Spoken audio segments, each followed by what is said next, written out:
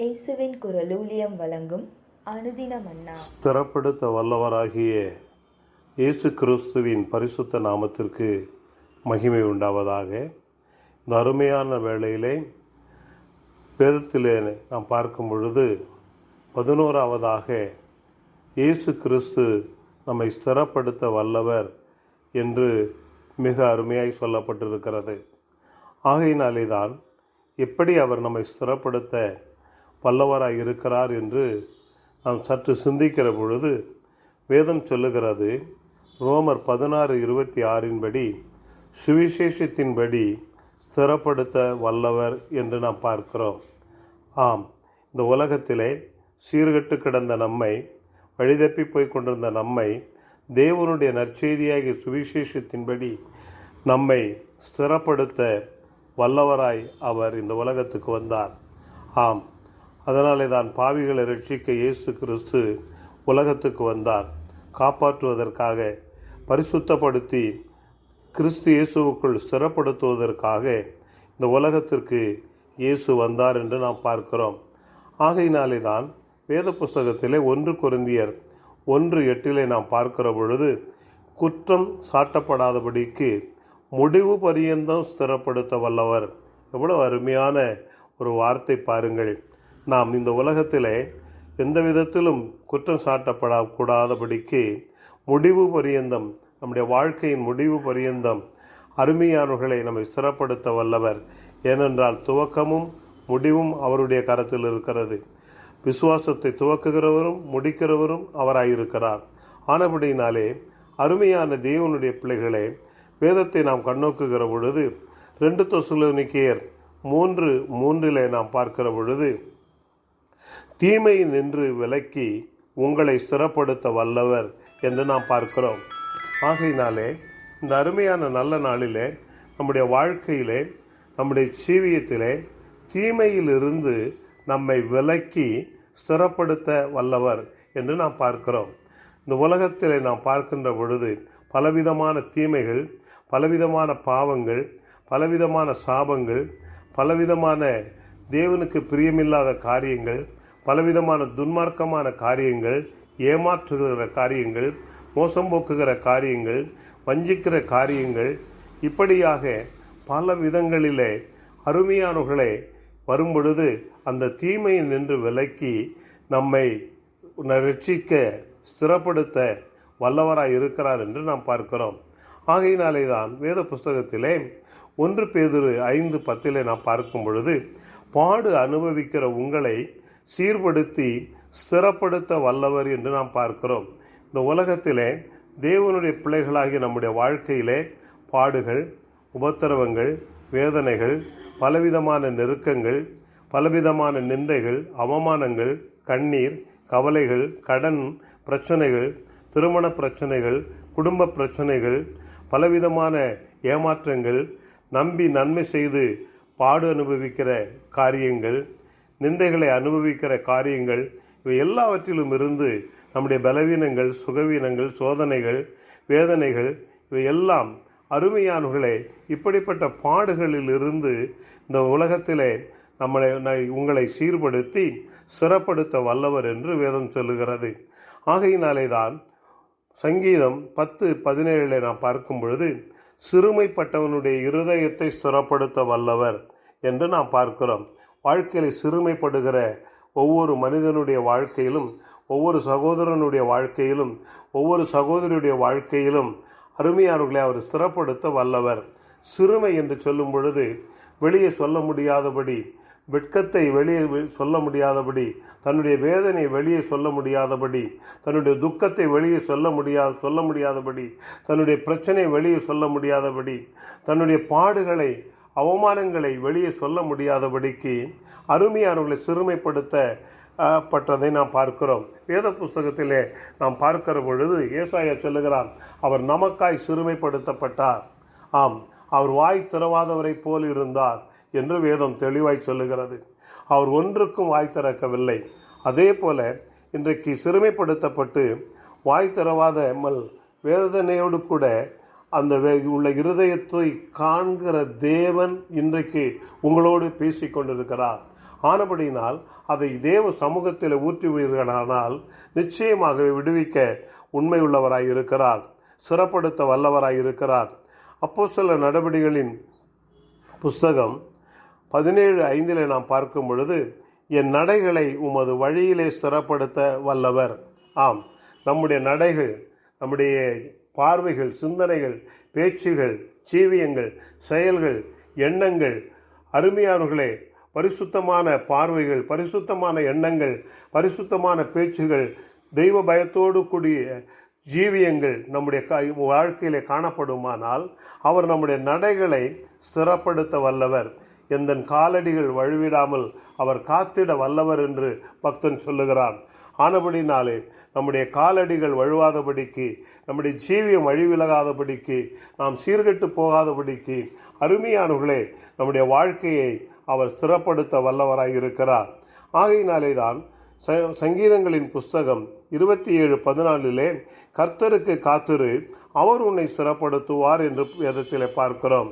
நாம் யாருக்கு காத்திருக்க வேண்டும் என்று சொன்னால், கர்த்தருடைய சமூகத்திலே நாம் காத்திருப்போமானால் அவர் நம்மை ஸ்திரப்படுத்துவார் என்று நாம் பார்க்கிறோம்.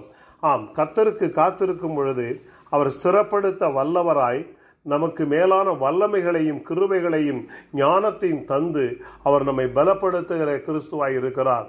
அதனால தான் பவுல் சொல்லுகிறார், என்னை பலப்படுத்துகிற கிறிஸ்துவினாலே எல்லாவற்றையும் செய்ய எனக்கு பலனுண்டு என்று நாம் பார்க்கிறோம். ஆனபடினாலே சிறப்படுத்த வல்லவராகிய இயேசு கிறிஸ்து நம்முடைய வாழ்க்கையிலே அருமையானவர்களே அவர் நம்மை பலப்படுத்த வல்லவருமாய் இருக்கிறார். ஆகையினாலே தான் சங்கீதம் 89:2 நாம் பார்க்கும் பொழுது, கிருபையினால் என்றென்றைக்கும் சிறப்படுத்தப்பட்டிருக்கும் என்று நாம் பார்க்கிறோம்.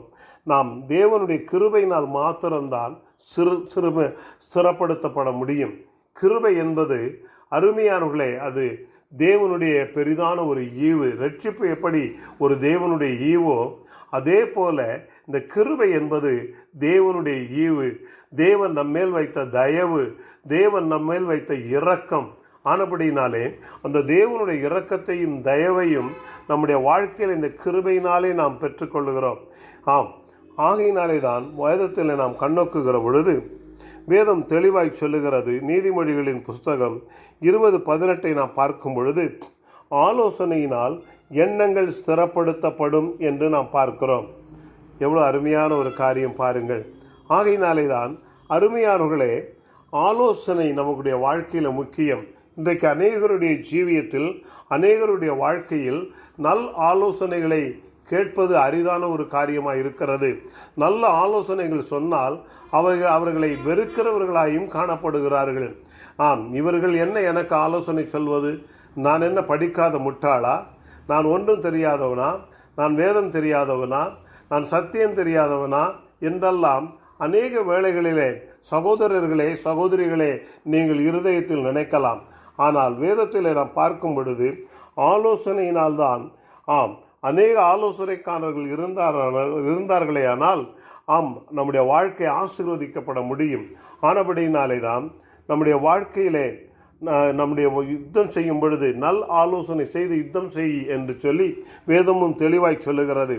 ஆகையினாலே தான் வேத புஸ்தகத்தை நாம் பார்க்கிற பொழுது வேதம் தெளிவாய் சொல்லுகிறது.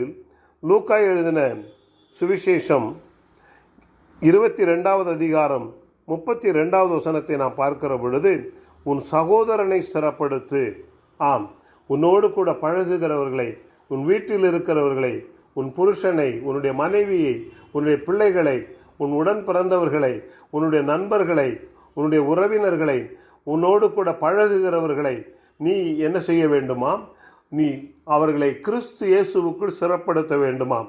அப்படி சிறப்படுத்தும் பொழுது நடக்கக்கூடிய காரியம் என்னவென்று சொன்னால், வேத புஸ்தகம் மிக அருமையாய் சொல்லுகிறது. அப்போஸ்தலனாகிய பவுல் ரோமருக்கு எழுதின நிருபம் 1வது அதிகாரம் 10வது வசனத்திலே மிக அருமையாய் சொல்லப்படுகிறது. நீங்கள் ஆவிக்குரிய வரங்களால் சிறப்படுத்தப்படுவீர்கள் என்று நாம் பார்க்கிறோம்.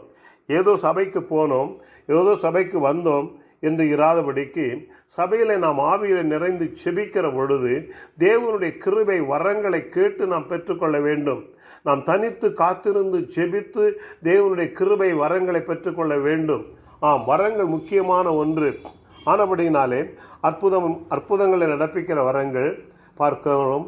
அருமையான குணமாக்கும் வரங்கள், தீர்க்க தரிசன வரங்கள், அருமையானவர்களை அதே வேளையிலே ஆவிகளை பகுத்தறிகிற வரங்கள், அசுத்தாவிகளை துரத்துகிற வரங்கள், பற்பல பாஷைகளை பேசுகிற வரங்கள், அருமையானவர்களே பற்பல பாஷைகளை வியாக்கியானம் பண்ணுகிற வரங்கள், அறிவை உணர்த்தும் வரங்கள், ஞானத்தை தரக்கூடிய வரங்கள், விசுவாசத்தை தூண்டும் வரங்கள் என்று சொல்லி இப்படியாய் நாம் பார்க்கிறோம்.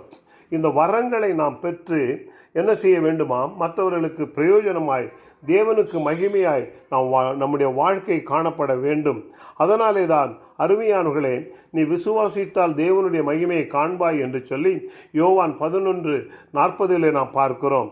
ஆகையினாலே தான் அப்போஸ்தலர் நடவடிக்கைகளின் புஸ்தகம் 16:5 நாம் பார்க்கிற பொழுது சபைகள் விசுவாசத்தில் சிறப்பட்டிருக்கும் என்று நாம் பார்க்கிறோம். சபைகள் விசுவாசத்தில் சிறப்பட வேண்டுமானால் வரங்களும் அருமையானவர்களை கனிகளும் சபையிலே காணப்பட வேண்டும். வரங்களும் கனிகளும் இல்லாத ஒரு சபையானால் அது கனியற்ற மரம் போன்றது. ஆனபடினாலே அப்படிப்பட்ட சபையின் கீழே நீ வாழ்வாயானால் அருமையானவர்களை உன்னை நிதானித்து நீ ஆராய்ந்து பார்த்து சீர்படுத்தி ஸ்திரப்படுத்தி உன் ஆவிக்குரிய வாழ்க்கைக்கு பிரயோஜனமில்லாத நிலையிலே காணப்படுமானால் நிச்சயமாகவே உன்னை கிறிஸ்து இயேசுவுக்குள்ளே ஸ்திரப்படுத்த அவருடைய சமூகத்தில் முழங்காற்படியிட்டு நீ ஜெபித்து உன்னை தகுதிப்படுத்திக்கொள், உன்னை பரிசுத்தப்படுத்திக்கொள், உன்னை பக்குவப்படுத்திக்கொள். நிச்சயமாய் அவர் உன்னை ஸ்திரப்படுத்த வல்லவராயிருக்கிறார். ஆகையினாலே தான் வேதத்தில் பார்க்கிற பொழுது 2 தெசலோனிக்கேயரின் புஸ்தகம் 2வது அதிகாரம் 17வது வசனத்திலே நற்கிரியைகளினாலே உங்களை ஸ்திரப்படுத்த வல்லவர். நாம் நல்ல கிரியைகளை செய்ய வேண்டும், நல்ல காரியங்களை செய்ய வேண்டும். அருமையானவர்களே, நன்மை செய்ய திராணி இருக்கும் பொழுது செய்யத்தக்கவர்களுக்கு செய்யாமற் போகுமானால் அது பாவம் என்று சொல்லப்பட்டிருக்கிறது. உன்னால் இயன்றவரை நீ மற்றவர்களுக்கு நன்மை செய்யக்கூடிய திராணியை தேவன் உனக்கு கொடுத்திருப்பாரையானால் தயவு செய்து நீ அதை செய்ய வேண்டும். உன் வாழ்க்கையில் செய்யலாம், உன் ஊழியத்தில் செய்யலாம், உன்னை சார்ந்த ஊழியர்களுக்கு செய்யலாம், உன்னை சார்ந்த ஏழைகளுக்கு செய்யலாம், உன்னை சார்ந்த உறவினர்களுக்கு செய்யலாம், நண்பர்களுக்கு செய்யலாம், அல்லது உன்னுடைய சபையில் உள்ள ஒரு பாவமும் அறியாத பரிசுத்தவான்களுக்கு நீ செய்யலாம். ஆனபடியினாலே நற்கிரியைகளை செய்தால் அவர் நம்மை ஸ்திரப்படுத்த வல்லவராயிருக்கிறார். ஆகையினாலே தான் வேதம் சொல்லுகிறது, யாக்கோபுக்கு எழுதின நிருபம் 5வது அதிகாரம் 8வது வசனத்திலே பொறுமையோடு உங்கள் இருதயங்களை சிறப்படுத்த வல்லவராயிருக்கிறார். பொறுமையோடு நம்முடைய வாழ்க்கையிலே ஆவிக்குரிய ஜீவியத்திலே பொறுமை அவசியம். படபடப்பாய் நாம் போவதில் ஒரு பிரயோஜனம் இல்லை. ஆனபடினாலே பொறுமையோடு நாம் நம்முடைய இருதயங்களை தேவ சமூகத்தில் ஒப்பு கொடுப்போமானால் அவர் நம்மை சிறப்படுத்தி சீர்படுத்தி நிலைநிறுத்த வல்லவராயிருக்கிறார். அப்படி செய்யும் பொழுது என்ன சம்பவிக்கிறது என்று சொன்னால் 2 சாமுவேலின் புஸ்தகம் 7வது அதிகாரம் 16வது வசனத்திலே உன் வீடும் உன் ராஜ்யமும் சிறப்படுத்த வல்லவராயிருக்கிறார். உன் வீட்டையும் உன் ராஜ்யத்தையும் அவர் ஸ்திரப்படுத்த வல்லவராயிருக்கிறார். உன் குடும்பத்தை ஸ்திரப்படுத்த வல்லவராயிருக்கிறார். உன் வாழ்க்கையை ஸ்திரப்படுத்த வல்லவராயிருக்கிறார். உன்னுடைய தொழிலை ஸ்திரப்படுத்த வல்லவராயிருக்கிறார். உன்னுடைய ஆரோக்கியத்தை ஸ்திரப்படுத்த வல்லவராயிருக்கிறார். அப்படிப்பட்ட தேவாதி தேவனுடைய சமூகத்திலே நம்மை ஒப்பு கொடுத்து நாம் ஜெபிப்போமா? எங்கள் பரிசுத்தமுள்ள பரலோக பிதாவே, இந்த அருமையான வேளையிலே எங்களை சீர்படுத்தி ஸ்திரப்படுத்த வல்லவராயிருக்கிறீர் என்பதை இந்த நாளிலே எங்களோடு கூட பேசி எங்களோடு இடைபெற்று எங்களுடைய ஆவிக்குரிய வாழ்க்கையிலே உயிர்ப்பித்ததற்காக உமக்கு ஸ்தோத்திரம். உலர்ந்த எலும்புகளைப் போல கிடந்த எங்களை நீ சீர்படுத்தி சிறப்படுத்த வல்லவராய் எங்களோடு இடைபெற்று எங்களை உயிர்ப்பித்ததற்காக உமக்கு கொடாகொடி ஸ்தோத்திரம். தொடர்ந்து நீர் எங்களை ஆசீர்வதியும். இயேசுவின் நாமத்தில் ஜெபிக்கிறோம் நல்ல பிதாவே, ஆமேன் ஆமேன். ஊழியத்தின் அனுதின மன்னாவை தினமும் கேட்டு பயனடைய சப்ஸ்கிரைப் பண்ணவும், நோட்டிஃபிகேஷன் பெற பெல் ஐக்கானை பிரஸ் பண்ணவும். ஜெப உதவிக்கு brother S Jebastin, Jesus voice ministries, number 376 Bharathiyar road, Karaikal, Pondicherry state, India. Pincode 609602. Mobile number 9443875298. God bless you.